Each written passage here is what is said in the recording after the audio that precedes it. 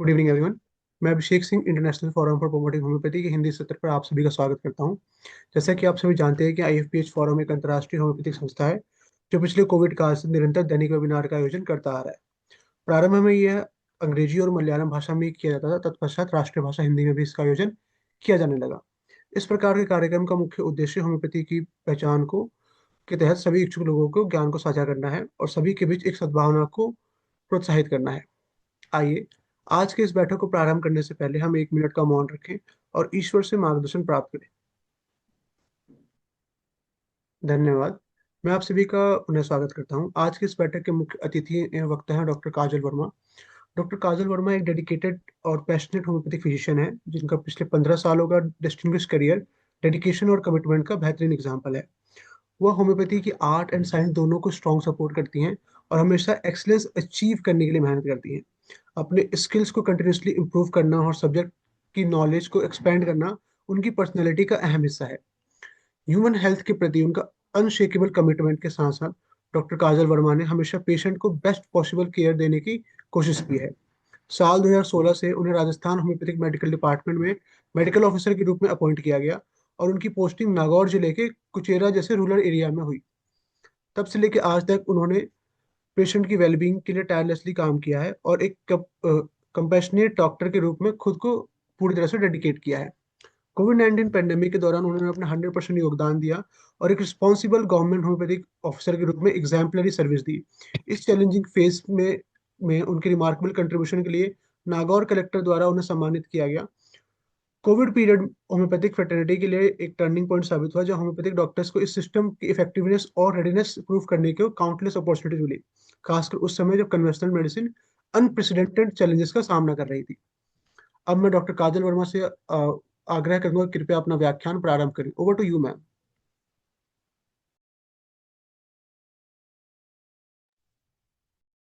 Thank you so much, Dr. Abhishek ji. And I'm very thankful to Dr. Sahani as well, जिन्होंने फिर से मुझे opportunity दी पे आप लोगों के समक्ष रख सकूं और हम एक हेल्थ डिस्कशन कर सकें। आज का ये जो टॉपिक है डिजिटल लोनलीनेस, मुझे नहीं लगता कि हम खुद भी और हमारे घर में भी इस इस चीज से कोई भी अफेक्ट नहीं हो पा रहा है। हर कोई इससे अफेक्ट हो रहा है। हर कोई कहीं ना कहीं अपने आप को या अपने घर में अपने रिलेटिव्स को, स्पेशली जो न्यू जनरेशन जिनके घर में है, जेंजीज है, जिनके घर में बच्चे हैं, तो कहीं ना कहीं फील करते हैं कि डिस्कनेक्ट हो रहे हैं, है ना। तो ये हम सभी देख रहे हैं, लेकिन हम इसमें क्या कर सकते हैं वो कुछ मैंने कोशिश की है कि आज हम आपस में कुछ बात करें, इसके बारे में डिस्कस करें।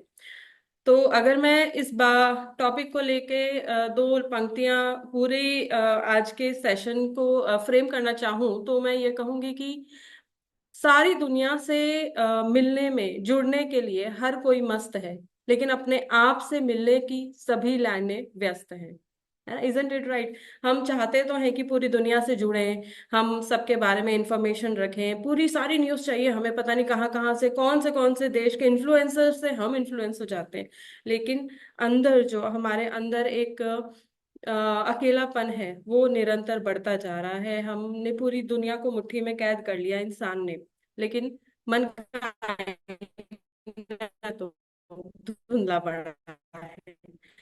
So let us talk something regarding this topic, और समझते हैं इसे और थोड़ा डीप तरीके से कि ये एक्चुअली में किस तरीके से हम इस so the new mental health crisis and it's homeopathic perspective. Mental health crisis क्योंकि ये आज की दुनिया का सबसे बड़ा क्राइसिस बनता जा रहा है।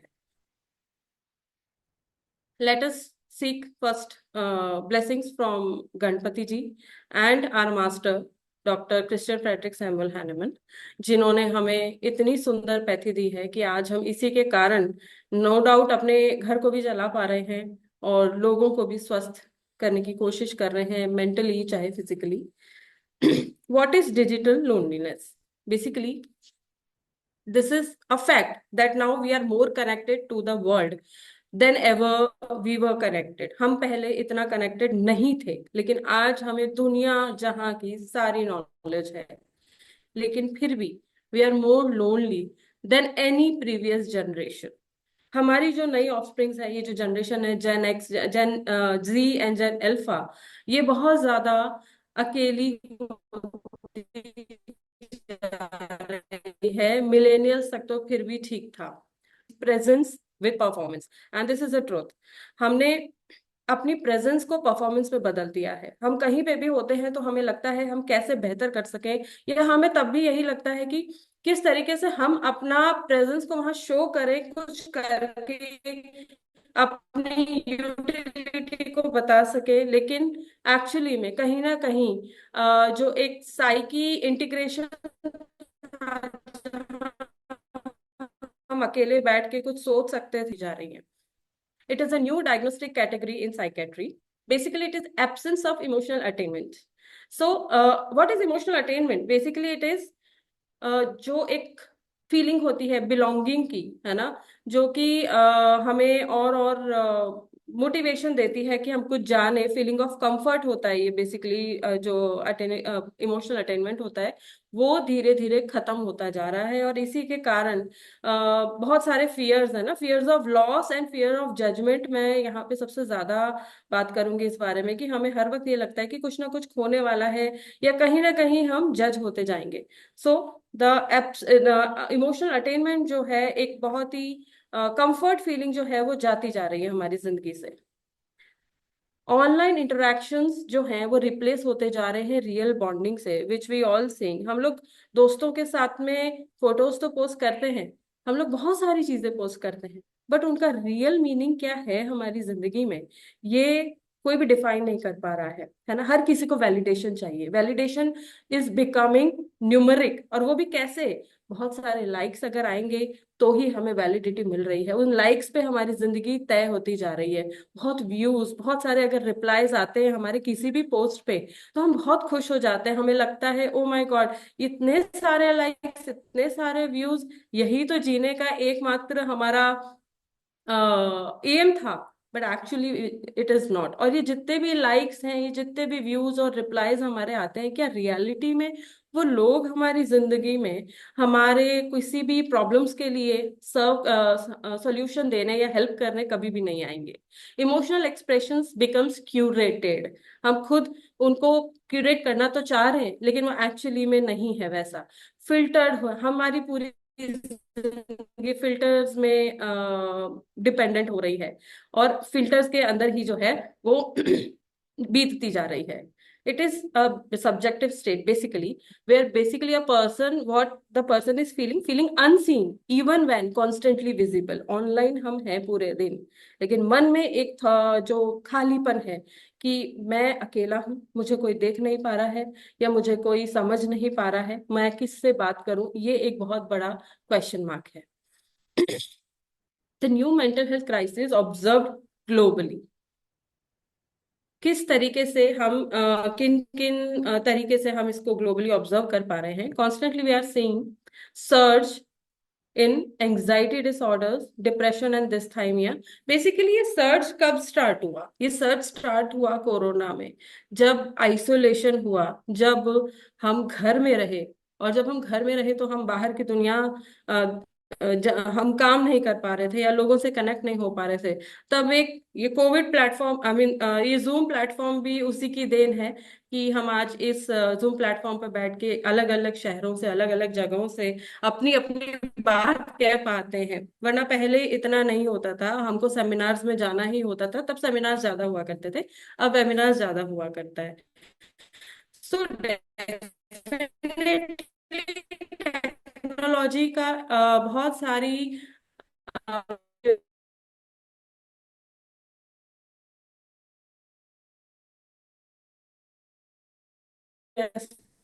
जो है, या हम, क्योंकि हम जब उसको हम उस तरह से लेंगे, so this all depends on a susceptibility.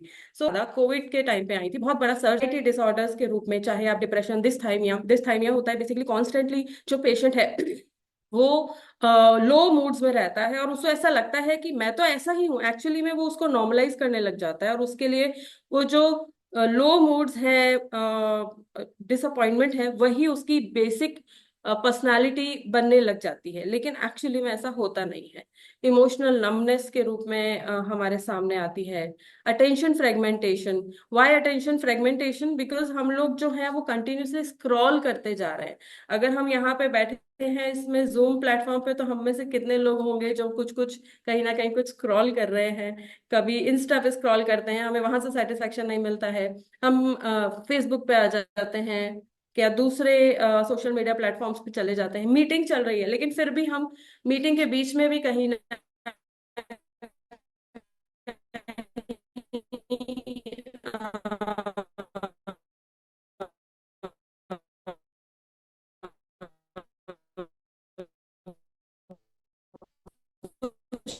कुछ ना कुछ और चीजें देखते रहते हैं। सो एक तरीके से अटेंशन नहीं।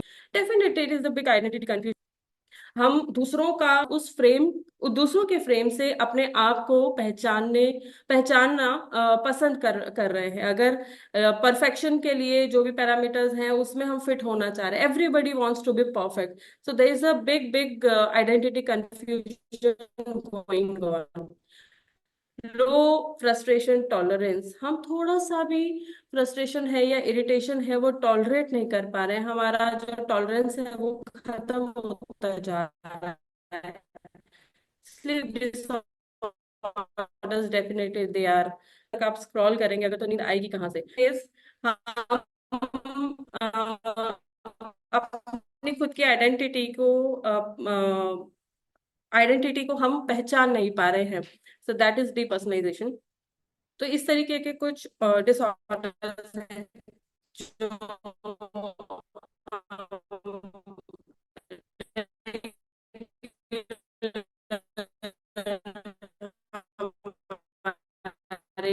अलग अलग symptoms. Majorly all this factors economic fall out and isolation. So economic fall out is definitely a very major cause in this, because वो आपको कंपेल करता है।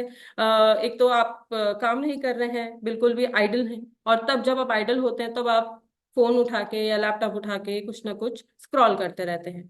एंड सबसे इंटरेस्टिंग बात क्या है कि हमने इन सभी क्राइसिस को बहुत ही नॉर्मलाइज कर दिया है। For us this has become very normalize. ये तो बिल्कुल नॉर्मल चीज है, हम यही कहते हैं ना कि इसमें क्या नया है, इसमें क्या ही पैथोलॉजिकल है? कुछ भी तो पैथोलॉजिकल नहीं है। This has become silent, this has become chronic and socially normalized. People are accepting it every day.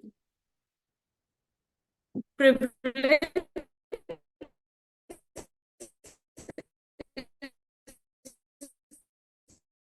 का प्रेवलेंस जो है globally, so what I found, वो अर्बन सिटीज में जिस तरीके से उसका परसेंटेज है वो 35 to 45 है, और यंगस्टर्स के अंदर 57% जो पॉपुलेशन है वो अफेक्टेड है। सो जो 57% पॉपुलेशन है, अगर तो सोचिए कि कितना ज्यादा देश में इस समय जरूरत है इसको समझने की और इसको सोल्यूशन निकालने की। Because India is known to be a country of youth, और अगर यूथ पूरी तरीके से इन्वॉल्व है,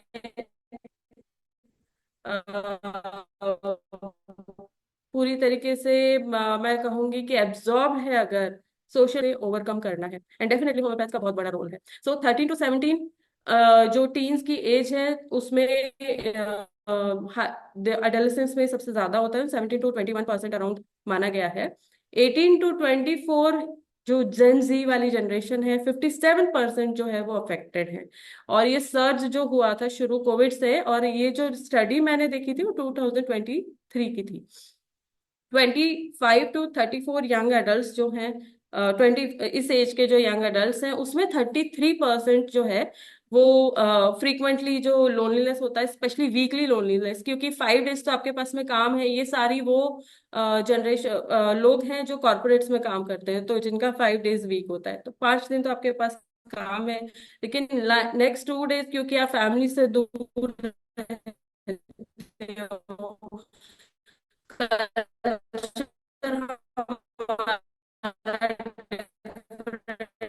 है कि आफ्टर दैट जो ये लोनलीनेस वाली feeling 64 late middle age definitely इन लोगों में इस एज में थोड़ा सा बैलेंस्ड होती है डिजिटल लाइफ, इतना ज्यादा एंगेज नहीं होते हैं, तो कहीं ना कहीं कुछ प्रिवेंट अभी भी हो रहा है। But somehow what I feel is कि ये एज ग्रुप भी बहुत ज्यादा अफेक्ट हो रहा है, क्योंकि इनके पास इनके फैमिली नहीं है, बच्चे नहीं है बात करने के लिए ज्यादा, सो नाउ इट इज इनके लिए भी सोशल मीडिया ही एक जरिया है। And 65 plus older adults 16%, which is declining, but yes, these days ये भी होता जा रहा है ज्यादा इन इस एज ग्रुप में। What are the causes basically?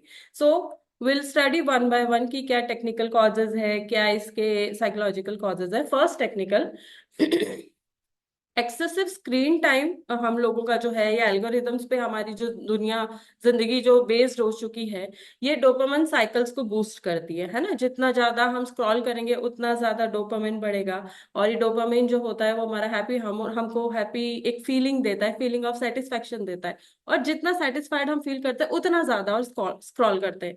तो ये जो लूप है ना, ये लूप कंटिन्यू चलता जा रहा है।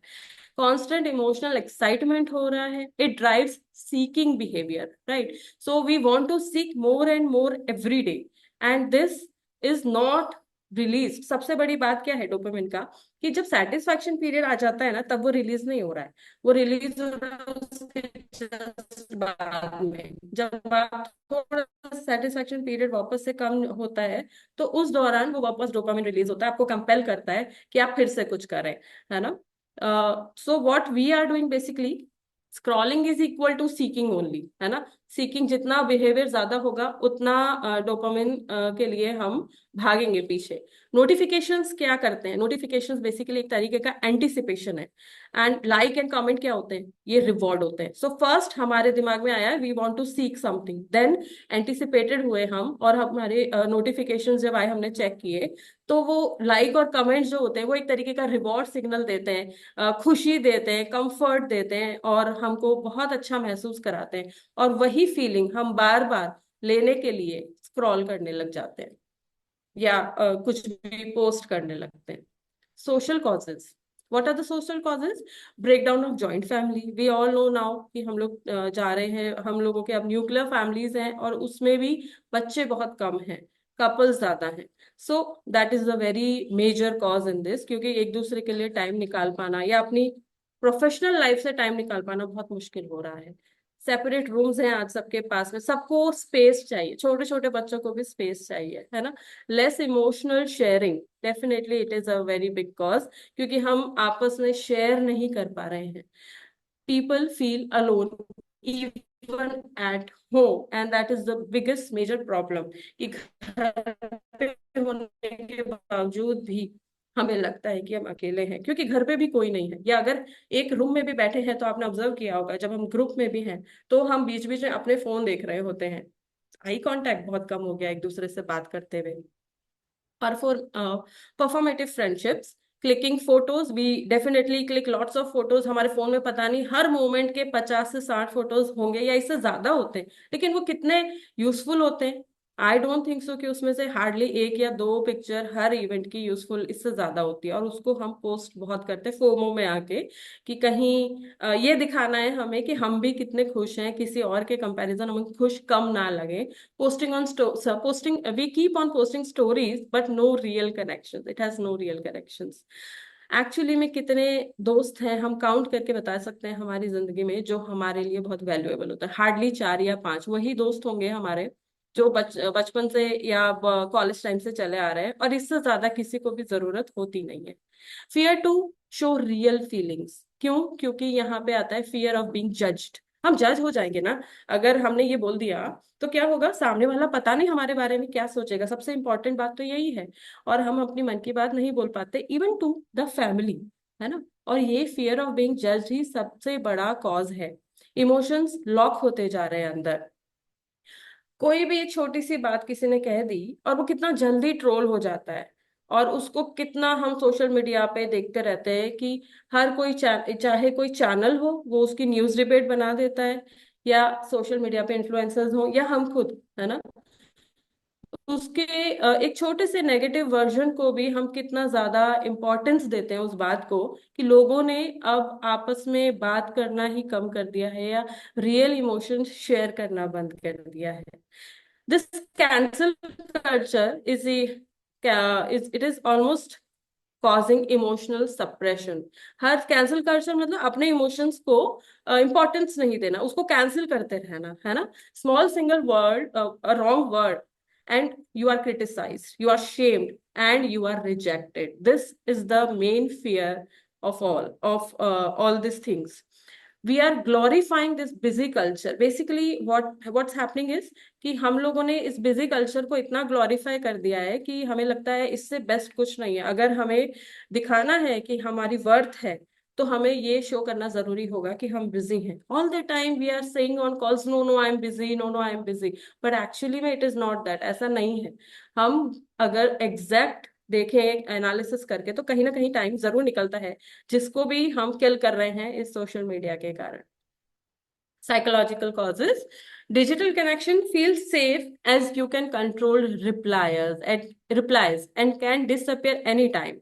सबसे बड़ा मेजर जो आज के टाइम पे हम देख रहे हैं ना, प्रॉब्लम क्या है कि सबको चाहिए कि मुझे कोई कुछ बोले ना, और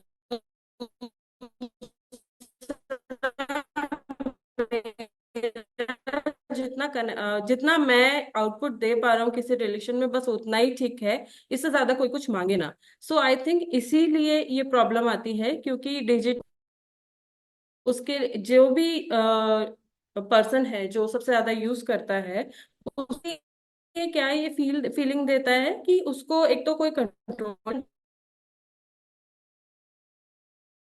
कंट्रोल कर रहा है, जब चाहे किसी को नहीं है।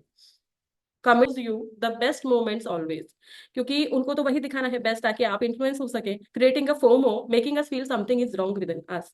हमको ऐसा लगने लग जाता है लोगों के अच्छे हैप्पी पिक्चर्स देख देख के, सेलिब्रेशन के पिक्चर्स देख के, कि हमारी जिंदगी में ये नहीं है, दैट मीन्स हम लोग गलत हैं, या हमारी जिंदगी में या फैमिली में कुछ गलत हो रहा है।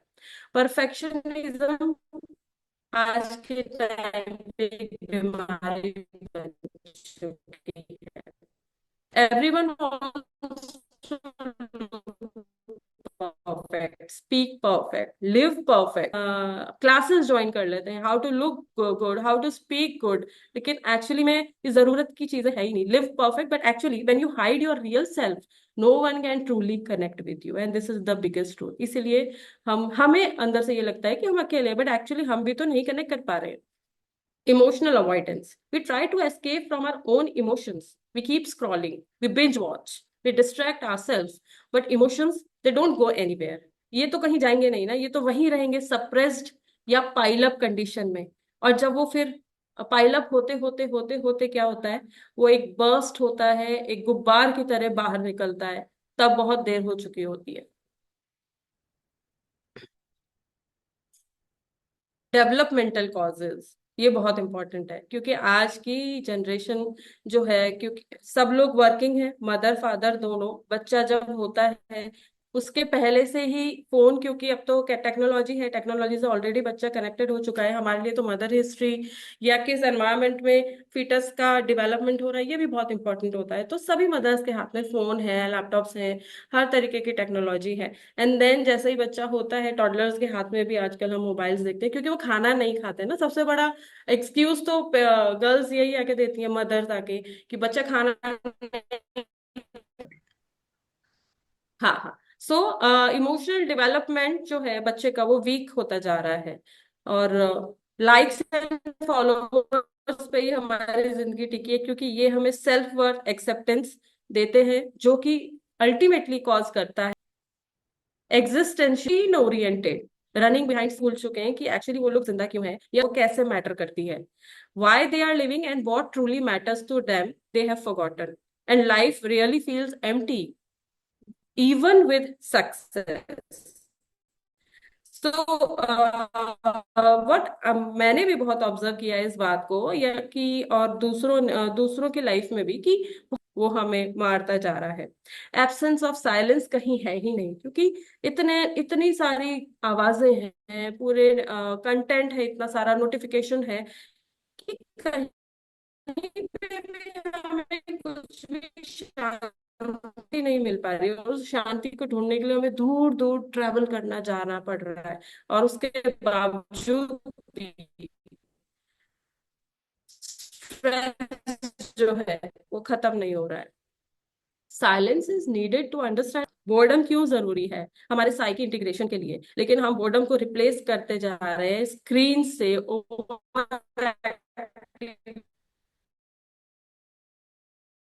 और वो हमें रेस्टलेसनेस दे रहा है। So it is definitely important. अभी तो कहते हैं कि सब कुछ छोड़ के थोड़ी देर शांति से बैठ जाए। सारे हीलर्स हम देख रहे हैं कि रहे हैं that we are a healer, और हम रेकी दिस हो रहा है ना। वह पहले ऐसा नहीं होता था, इतने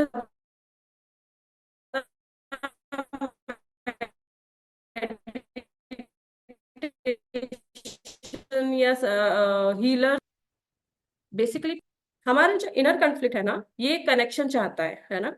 it fears emotional extrajudicial interaction and avoids deep real bonding.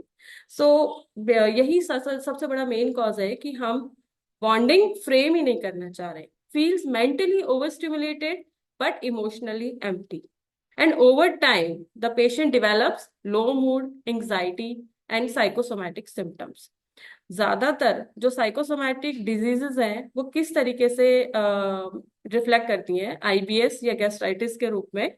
क्यों? क्योंकि ये क्यों होता है आईबीएस और गैस्ट्राइटिस? इसका साइकोडायनामिक्स क्या है? Unexpressed emotions with the which the gut reacts. तो बॉडी सप्रेस होती जा रही है, फीलिंग सप्रेस हो रहा है, पर कैसे तो रिएक्ट करेगी, कोई तो तरीका होगा ना रिएक्ट करने का। So this is how the gut reacts. Headache and neuralgia, इसका क्या साइकोडायनामिक्स है? Mind is overloaded, emotions are bottled up, and that is why we get this neuralgias. Hormonal imbalance, lack of emotional safety, disturbing internal regulation. Basically survival mode में body stuck हो चुकी है और हमें समझ भी नहीं आ रहा है कि हम करें क्या।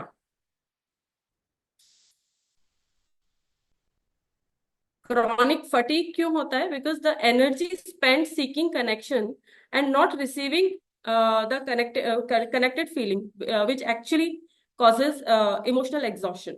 Skin disorders, lack of connection and attention. So basically जब हम कनेक्टेड फील नहीं करते हैं तो स्किन डिसऑर्डर्स होते हैं। And auto immune flare ups क्यों होते हैं? ये तो हमें सभी को पता है कि सेल्फ डिवैल्यूएशन होता है, हम अपने आप को कहीं ना कहीं जिम्मेदार ठहराते हैं किसी चीज के। तो it reflect spoken, the body speaks. Digital exposure does not create disease bye itself. Illness develops when a susceptible nervous system is repeatedly stressed. So this is what basically the homeopathy insight is, because हमारे लिए तो susceptibility है ना सब कुछ। चाहे एक ही situation है, लेकिन 10 लोग उसको अलग तरीके से अडेप्ट करेंगे और रिएक्ट करेंगे। And there this is what the beauty of homeopathy is. तो basically it acts as trigger, जो कि सिम्टम को स्टार्ट करता है। एक्साइटिंग कॉज भी यही है, brings latent imbalanced on the surface, and maintaining cause तो डेफिनेटली ये है, विच प्रिवेंट्स नेचुरल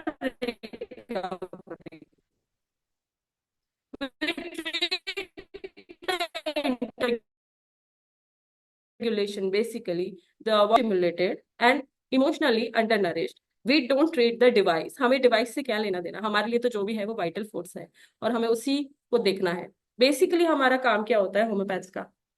हम जो है इमोशनल कनेक्टिविटी को वापस रिबिल्ड करने की कोशिश करते हैं।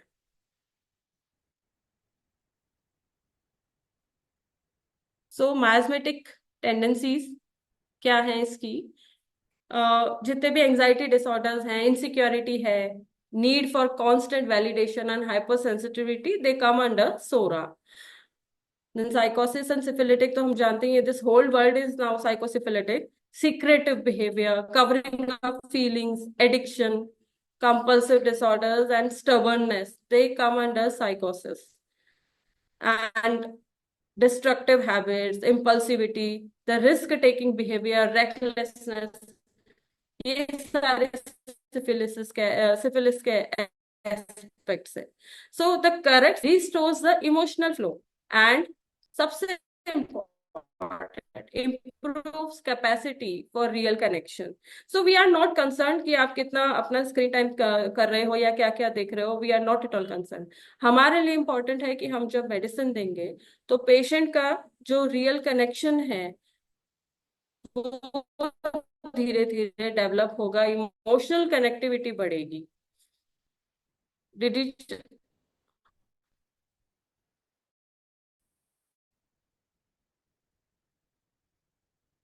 Digital lone but they are disconnected with their own, है कि मुझे कैसे रिएक्ट करना है या मैं.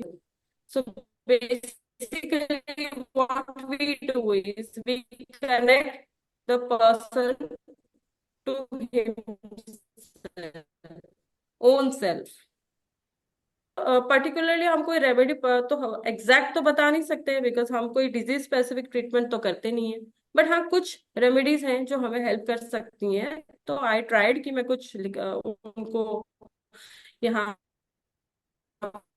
प्रेजेंट कर सकूं. सो ये वही आएगा. बट कैलकेरिया काव में क्योंकि जो एंग्जियस कॉशियस चिल्ड्रन रहते हैं उनके लिए कैलकेरिया काव सूटेबल होती है. They are prone to compulsive behaviour and dependency on digital devices for security because lack of security या लॉस फियर एक बहुत ज्यादा रहता है कैलकेरिया काव में.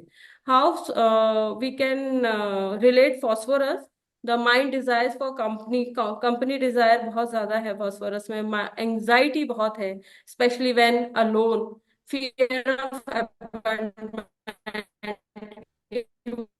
Emotional depletion spite of close है. बहुत सारे केसेस में हमें हेल्प करती है. एलिमेंट्स फ्रॉम ग्रीफ है, रिजर्व रहेगा, इंट्रोवर्टेड रहेगा, weeping alone, dwells on past disagreeable occurrences. एक केस आया था, this girl she was 27 years old, corporate में थी और उसको बहुत सारे प्रॉब्लम्स हुए थे. वो अकेले रहती थी पिछले 3 साल से, फैमिली से दूर, and she had a breakup also. उसमें मैंने थोड़े दिन पहले उसे नाट्रोम्यूर दिया था एंड बहुत सा इमोशनल सपोर्ट उसे मिला था उससे.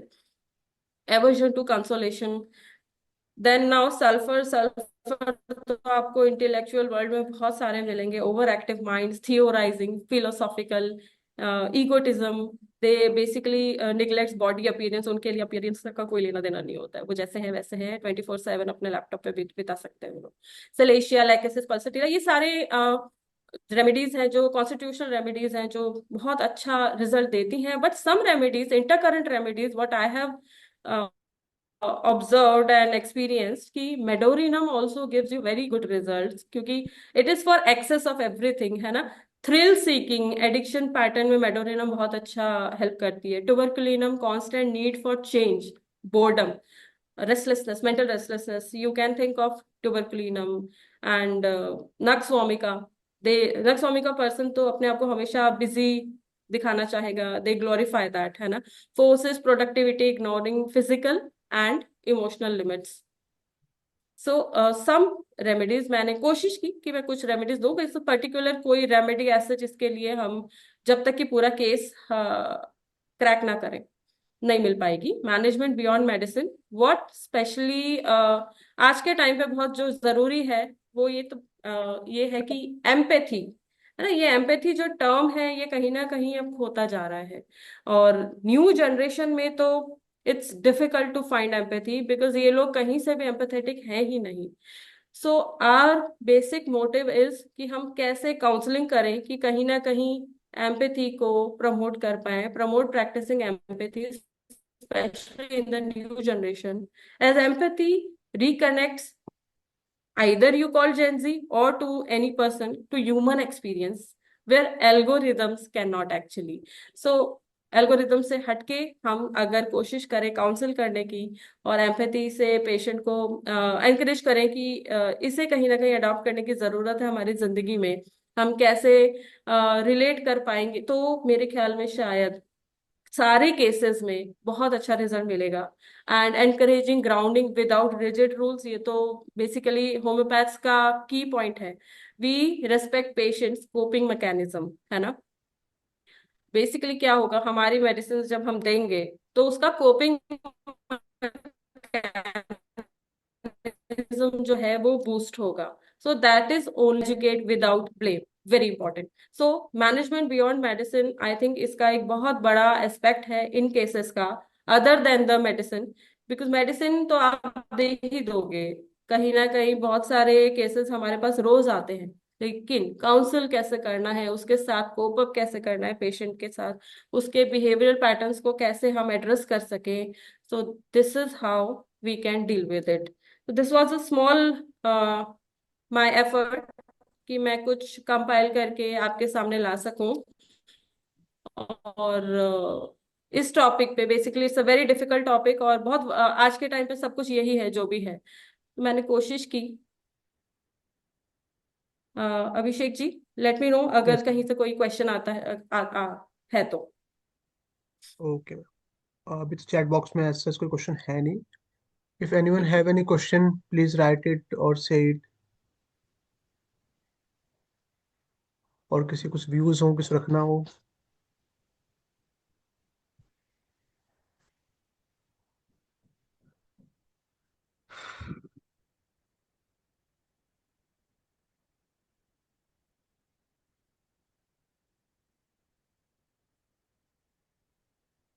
मैम आपके पास कुछ केसेस हो डिस्कस करने के लिए? केसेस एज सच ना, मेरे ख्याल में सभी पेशेंट डॉक्टर्स के पास में ये केसेस आते हैं। हम्म। केसेस आएंगे तो मुझे जैसे मैंने अभी बताया कि रिसेंटली एक केस आया था, है ना। This girl, she was in corporate, और सारा यही प्रॉब्लम था उसका। Like she was not her own emotions, बहुत कंफ्यूज थी वो। और आज की यंग जनरेशन सारी इसी तरीके से आते हैं, चाहे वो मेंस्ट्रुअल डिसऑर्डर्स उसके हो, और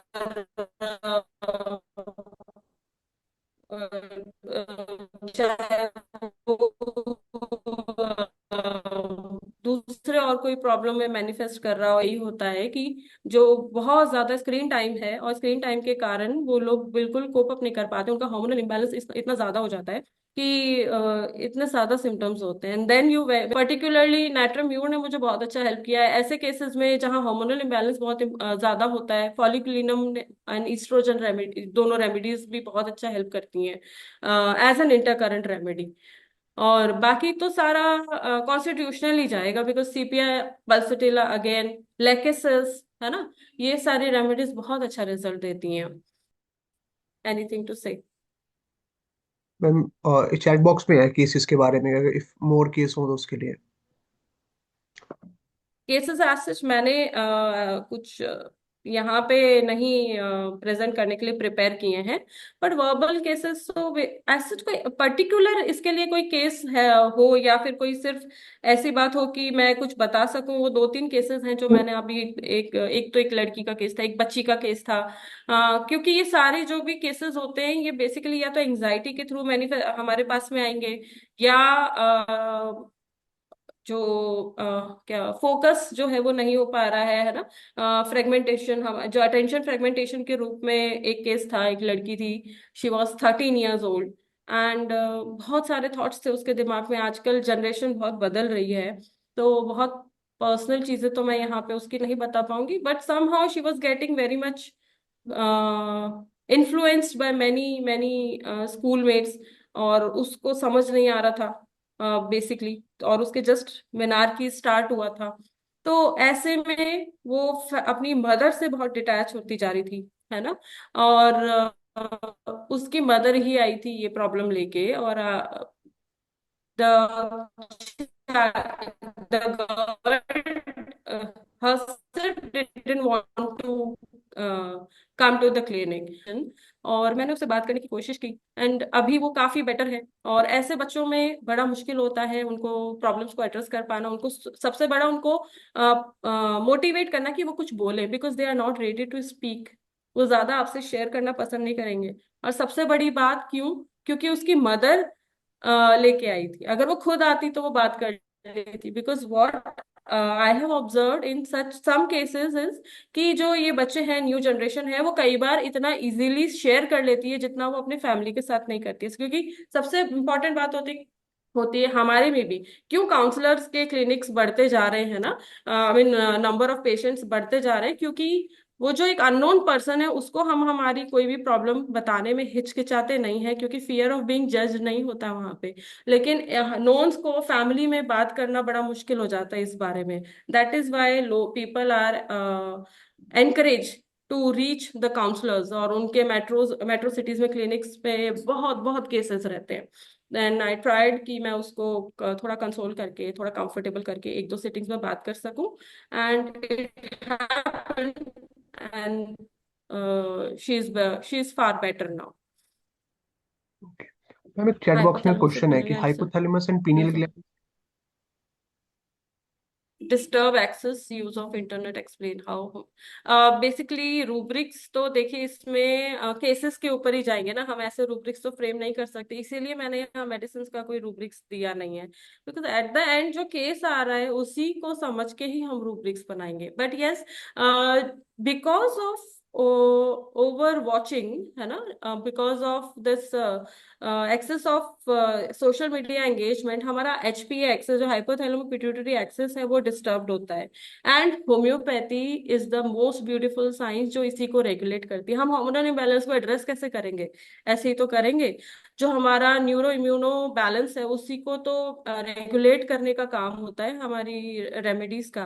बिकॉज और तो कोई रेमेडी इतना अच्छा सा एलोपैथी मेडिसिन तो करेगी नहीं, क्योंकि वो लोग तो हार्मोनल रिप्लेसमेंट थेरेपीज देंगे, या फिर वो इंजेक्शन देना शुरू कर देते हैं।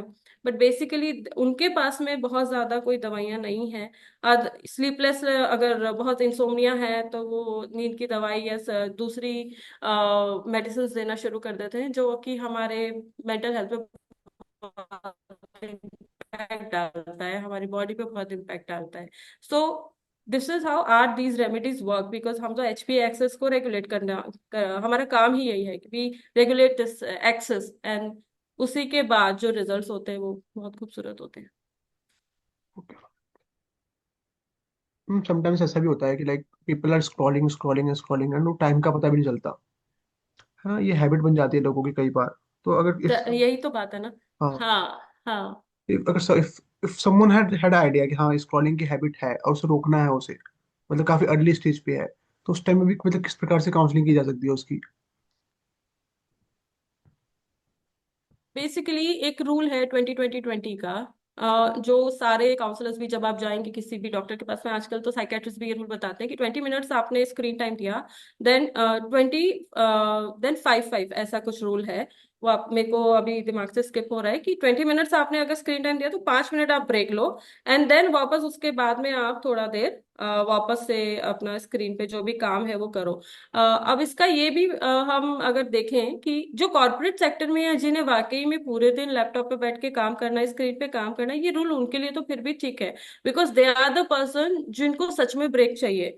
बट जिन्हें ब्रेक ही नहीं चाहिए, जो न्यू जनरेशन है, या जो सिर्फ मस्ती के लिए स्क्रॉल कर रहा है, या सिर्फ अपने सेटिस्फैक्शन के लिए स्क्रॉल कर रहा है, पर उसको तो ब्रेक ही नहीं चाहिए ना।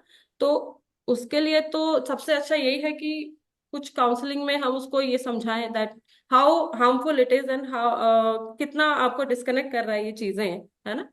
और कुछ तो डेफिनेटली पेशेंट को कहीं ना कहीं ये तो स्क्रीन से लिमिटेशंस तो करनी ही पड़ेंगी, कहीं ना कहीं स्क्रीन टाइम बंद, 1 घंटा 2 घंटा, ये तो हमें करने की जरूरत पड़ेगी, वरना तो बहुत मुश्किल है इसको ओवरकम करना। इनफैक्ट आज आप और मैं भी देख लें, अगर ये कंटेंट भी मुझे बनाना है तो भी मुझे बहुत सारा स्टडी करनी पड़ेगी, और वो मैं कहाँ से करूंगी? किताबों से तो अब स्टडी कम ही हो गई है ना, मुझे तो सर्च करना पड़ेगा बहुत सब कुछ।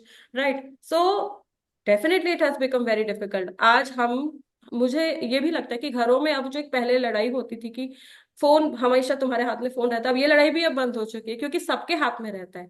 May it be a professional person, may it be a child, may it be a house maker, है ना, फिर जो हाउस मेकर है उसके हाथ में भी फोन रहेगा। हम डिपेंडेंट हो चुके हैं तरीके से इसके ऊपर। तो ये डिपेंडेंसी, और तो ये बढ़ता जा कि इसको कम करना या डिपेंडेंसी कम करना थोड़ा तो मुश्किल है, लेकिन समहाउ कहीं ना कहीं कोई तो जरिया ऐसा जरूर निकलेगा, या हमारे पूरे दिनचर्या में वो 2 घंटा 3 घंटा जरूर निकल सकता है अगर हम चाहें तो, बिकॉज हम जो भी स्क्रॉल कर रहे हैं वो वर्थलेस है, मतलब इसकी जरूरत नहीं है, then also we are doing it. सबसे बड़ी प्रॉब्लम क्या हो रही है कि चैट जीपीटी लोग कोई भी थॉट आता है तो वो चैट जीपीटी पे डालते हैं, rather than talking to your family, rather than talking to your friends. सबसे बड़ी प्रॉब्लम ये है। तो try not to be dependent on chat gpt or any other social media for your emotional connection basically। आपको कुछ समझ नहीं आ रहा तो आप बात कीजिए ना, बिकॉज सबसे बड़ी प्रॉब्लम ही यही है कि आज के टाइम पे कोई किसी को सुनने वाला नहीं है, और होम्योपैथ का क्लिनिक इसीलिए बढ़ रहा है ना, बिकॉज हमारा काम ही है यहाँ पूरे दिन सिर्फ सुनते हैं, राइट। सो यही हमारी यूएसपी है। तो अगर हम सुन रहे हैं तो फैमिली में भी तो लोग हैं जो सुनेंगे, ऐसा नहीं है, दे आर, जो elderly person are waiting to hear you, और वो खुद भी अपनी बात कहना चाहते हैं, उनके पास बच्चे नहीं है बात कहने के लिए, और बच्चों के पास, बच्चों को तो आई मीन कनेक्शन फील ही नहीं होता है पेरेंट्स के साथ में। So we need to develop this connection, और कोशिश करेंगे तो धीरे धीरे जरूर होगा। हर इंसान की पूरे दिन 24 आवर्स में ऐसा मुझे नहीं लगता कि 3 से 4 घंटे नहीं निकल पाएंगे जहां वो उस फोन को साइड में रख के फैमिली मेंबर से बात ना कर पाए। It is just impossible. ऐसा कोई पर्सन नहीं है जो 24/7 इतना बिजी है। हमने इतना ग्लोरीफाई कर दिया, जैसे आजकल मूवीज में नेगेटिव कैरेक्टर्स को ग्लोरीफाई करते हैं ना, चाहे वो कौन सी मूवी थी ना,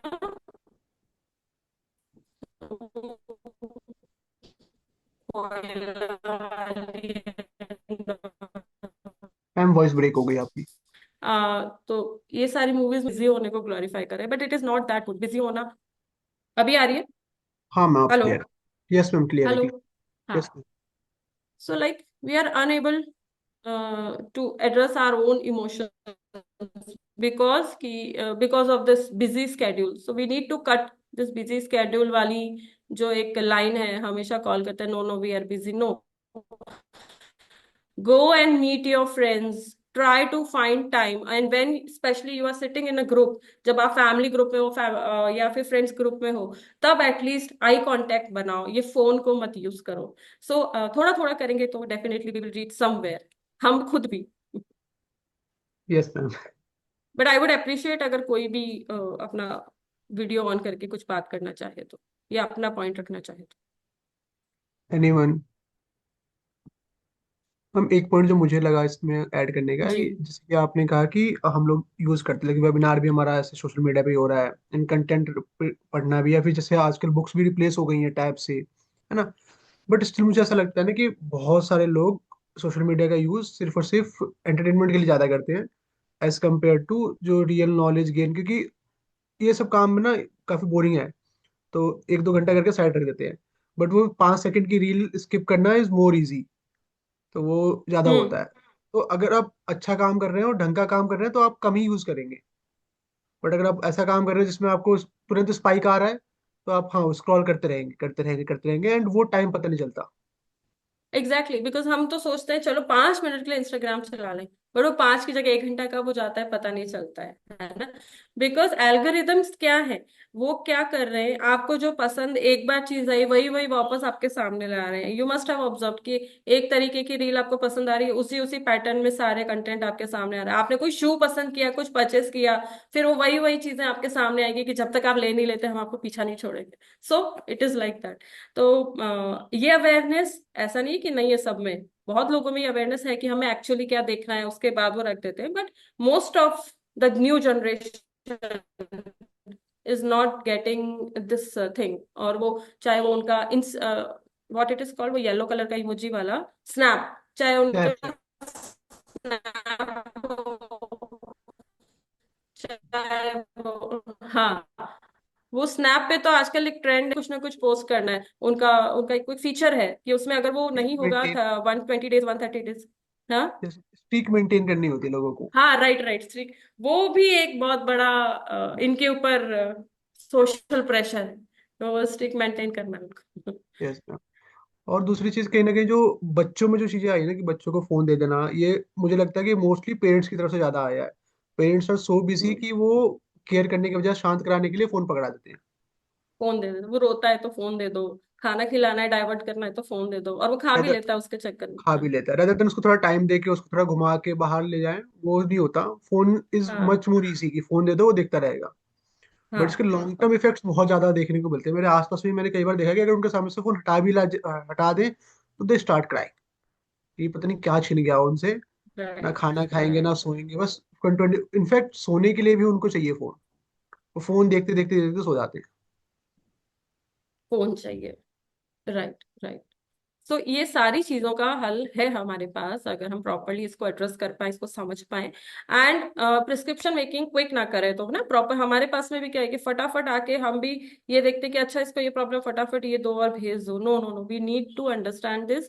हमें पेरेंट्स को भी समझाना पड़ेगा, टाइम लगेगा, और बच्चे को भी धीरे धीरे काउंसिल करना पड़ेगा। एक बार में कोई नहीं समझेगा, वन सिटिंग में तो कोई आपको कुछ बताएगा भी नहीं।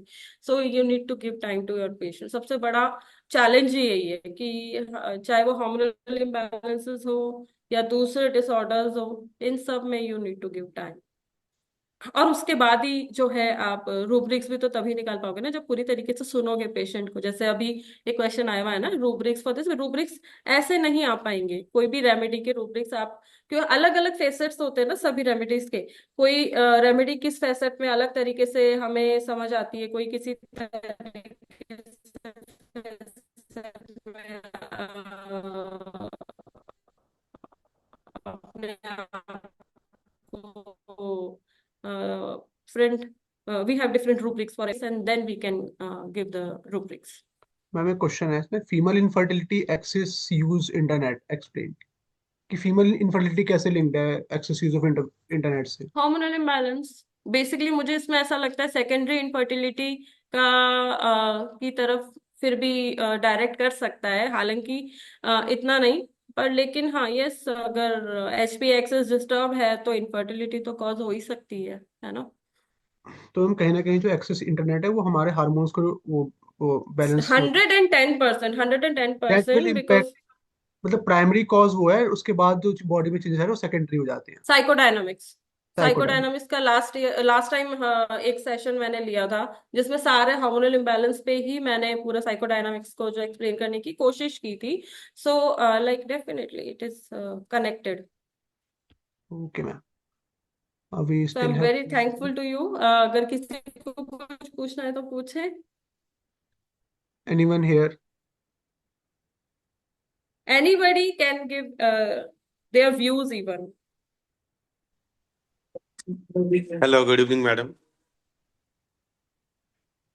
Good evening. Is it possible कि हमने बहुत देर से आपकी बातें सुनी और बहुत डीप आपने जानकारी इकट्ठी की है। डेफिनेटली आपने खुद ने बहुत रिसर्च की होगी। मेरी आवाज आ पा रही है ना आप लोगों को? जी बिल्कुल, हाँ जी सर, जी। हाँ सर। ये पॉसिबल है कि हम कुछ भी मैनेज करके अगर 4 घंटे 5 घंटे या उससे ज्यादा 8 घंटे तक भी, अब तो स्क्रीन टाइम लोगों का बहुत कॉमन सी चीज हो गई, तो हम्म। उसके बाद में नॉर्मल रहना पॉसिबल है? सीरियसली, मतलब हाउ इट इज पॉसिबल कि कोई बंदा 7 या 8 घंटे या 5 घंटे से ज्यादा स्क्रीन टाइम दे रहा है।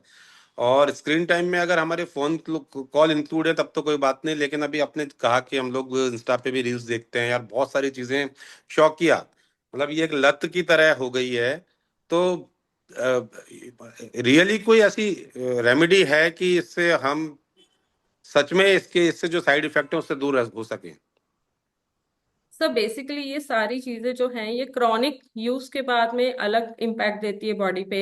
तो वो इम्पैक्ट जो आते हैं ना, या तो वो एंजाइटी के रूप में आएंगे, या इंसोम्निया, नींद नहीं आना, या जल्दी चिड़चिड़ापन आ जाना, है ना, इस तरीके के सिम्टम्स आते हैं। या हम फोकस नहीं कर पा रहे हैं, जो जनरली लोग बोलते हैं, तो वो उसको बीमारी नहीं मानते हैं, वो इसको एक दिनचर्या का हिस्सा मानने लग जाते हैं।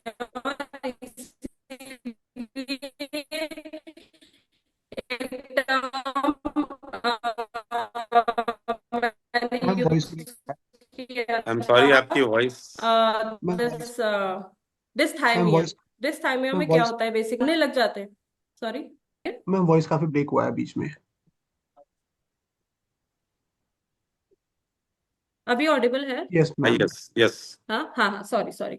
सो डिस्थाइमिया एक टर्म मैंने यूज किया था। डिस्थाइमिया इज कंटिन्यूअस लो मूड्स, है ना। हमें समझ ही नहीं आ रहा है एक्चुअली में कि हमारी जो नेचुरल लाइफ थी या जो एक स्वाभाविक जो एक दिनचर्या थी, हम उससे हट चुके हैं और हम कंटिन्यू लो मूड्स में रह रहे हैं और उसी को नॉर्मल मान के जी रहे हैं बेसिकली, है ना। इसलिए मैंने एक और भी लाइन इसमें ऐड की थी कि इनफैक्ट सोशली अभी एक्सेप्टेंस हो चुकी है कि ये जो क्राइसिस है ये नॉर्मल है। इस तरीके के डिसऑर्डर्स जो हैं, ये इमोशनल नमनेस की हम दूसरे की प्रॉब्लम को भी नहीं समझ पा रहे, उसका दुख दर्द सुनने को भी तैयार नहीं है या उसका फील नहीं कर पा रहे, ये इमोशनल नमनेस होती है। और ऐसा आप बहुत लोगों में आज के दिन में देखोगे कि आप तो बहुत तकलीफ में होकर सामने वाला एम्पैथाइज नहीं कर पा रहा है आपसे। सो ये इस तरीके से छोटे इन इन तरीकों से मैनिफेस्ट करती है ये चीजें, जिसे बीमारी नहीं माना जाता है बेसिकली, लेकिन एक्चुअली में उस पेशेंट को नीड है हेल्प की, बट वो एड्रेस ही नहीं कर पा रहा खुद ही। इसीलिए तो खुद से जुड़ने की जरूरत है, लेकिन हम जुड़ नहीं पा रहे। जी पहले खुद को समझेंगे तभी तो हम दूसरे पूरे दुनिया से कनेक्ट कर पाएंगे या फैमिली से कनेक्ट कर पाएंगे। सो हम खुद ही डिस्कनेक्टेड है अपने आप से। एंड जी। What are remedies do is आ पाए, ऐसी हमारी कोशिश होती है। एंड अगर पेशेंट कोऑपरेट करता तो डेफिनेटली सर ये पॉसिबल होता है। Okay, ma'am. Okay, thank you, ma'am. Thank Thank you you. for this. Thank you, ma'am, for this wonderful session. Now it's time for our next session. Dr. Anjali, ma'am, you can start now.